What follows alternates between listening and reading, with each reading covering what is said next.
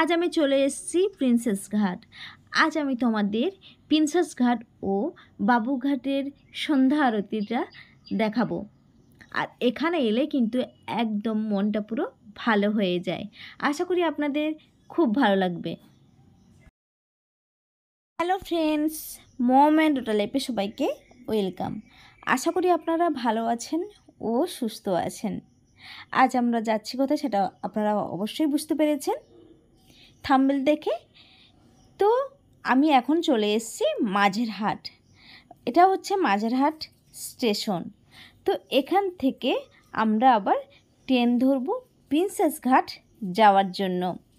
আর আমরা একটা ভুল করেছি, সেটা হচ্ছে যে ট্রেনে উঠবো এখন ওই ট্রেনটাই কিন্তু মাঝেরহাট, ওটা যে যাবে প্রিন্সেস ঘাট সেটা আমরা জানতাম না। এই জন্য কী করলাম, আমরা অন্য ট্রেন ধরে বালিগঞ্জ থেকে মাঝেরহাট এলাম। আমি তো গিয়েছিলাম সোনাপুর থেকে, আর লক্ষ্মীকান্তপুর থেকে কিন্তু একটা মাঝেরহাট লোকাল থাকে, ওটা যে একদম প্রিন্সেস ঘাট যায় সেটা আমি জানতাম না। এই জন্য একটা ভুল হয়ে গেছে আমাদের। আর আমরা কিন্তু প্রায় কাছাকাছি চলে এসেছি। আর এই পথেই কিন্তু এটা পেরোলেই পড়বে জগন্নাথ ঠাকুর। জগন্নাথ ঠাকুর দর্শন করার পর আপনারা কিন্তু এর কাছাকাছি রয়েছে জাহাজ, যেখানে জাহাজ তৈরি হয়। তো ওখানে গিয়ে একটু দেখবেন ভালো লাগবে। আর তারপর কিন্তু যেতে পারেন প্রিন্সেস ঘাট। আর আমরা এবার কিন্তু নেমে যাব ওই যে প্রিন্সেস ঘাটের আগে ওই যে ব্রিজটা, ওটা কিন্তু এখন দেখা যাচ্ছে। এইবার আমরা নেমে পড়ব।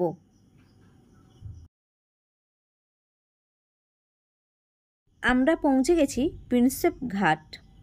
তো দেখো, এটা হচ্ছে প্রিন্সেপ ঘাট স্টেশন। এই ব্রিজটা কিন্তু রাত্রে দেখতে আরও ভালো লাগে। আর এই ব্রিজটা আর হাওড়ার ব্রিজ একদম কাছাকাছি। এখানে একটু ঘুরে এরপর আমরা বেরিয়ে পড়ব। তো মেয়ে এবার পোজ দিচ্ছে ফটো তোলার জন্য। এখন যা বাচ্চাদের স্টাইল, কি বলবো, মানে কিছু বলার নেই। ওরা একা একা সব কিছু শিখে যাচ্ছে। একদম স্টেশনের পাশে কিন্তু প্রিন্সেপ ঘাট। এই দেখুন, এটা হচ্ছে স্টেশন, আর ওর পাশেই একদম কিন্তু প্রিন্সেপ ঘাট। ওখানে অনেকেই বসেছে, তো আমরাও যাচ্ছি একটু বসতে। পাটা জলের মধ্যে দিয়ে একটু বসবো। আহ, কি শান্তি! আর সূর্য পুরো ডুবে এসছে। এই সময় কিন্তু প্রিন্সেপ ঘাটে দারুণ লাগে। এই দেখুন, মা মেয়ে দুজনে একটু বসে পড়েছি। মেয়ে তো খুব খুশি হয়েছে, আমাকে বলছে, মা আমি খুব খুশি হয়েছি। তো মেয়েকে ধরে বসে আছি, কারণ ও তো খুব ছোট, একদম ধারে যেহেতু বসে আছি এই জন্য। আর আমার হাজব্যান্ড বলছে, বাহ, এটা তো কখনো জানতাম না যে পা ঝুলে এইভাবে বসলে এতটা আনন্দ পাবো। তো আমি বলছি, কখনো নিয়ে তো বেরোবে না, তো আনন্দটা পাবে কোথা থেকে? অফিস আর বাড়ি, এই ছাড়া আর জীবনে কিছু নেই। আসলে কি বলো তো, প্রাইভেট যারা জব করে তাদের ছুটিটা একটু কম থাকে।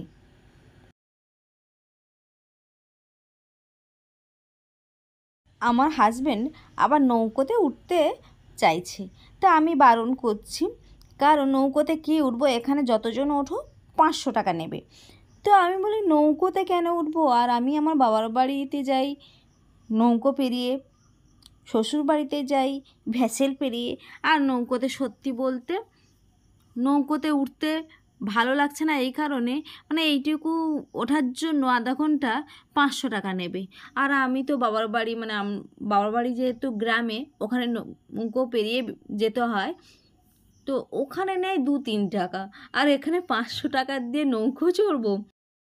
তারপর ওখান থেকে আসার পথে মেয়ে বলল এটাই উঠবে। আমি বলছি ওঠো, কারণ মেয়ের জন্যই কিন্তু আমরা বেরিয়েছি।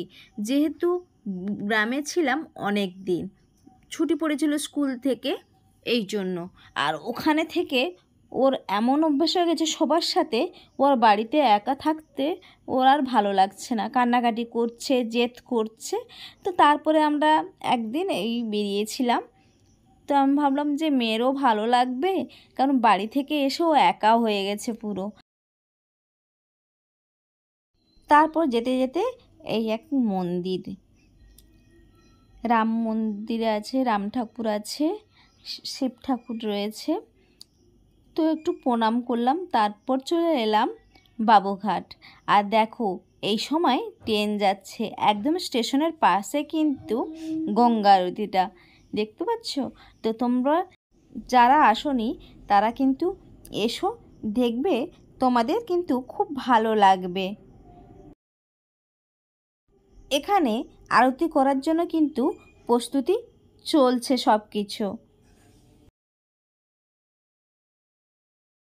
আর একটা কথা, তোমরা যারা আমার চ্যানেলে নতুন বন্ধু এসছো, প্লিজ সাবস্ক্রাইব করে আর লাইক করে আমার পাশে থেকে যাও।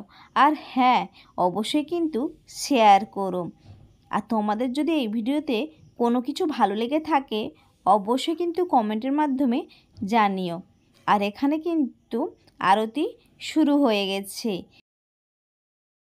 আমি যেদিন গেছিলাম সেদিন কিন্তু ছিল দশহরা, আর দশহরার দিন কিন্তু খুব ভিড় হয়েছিল, সেদিন ছিল সানডে।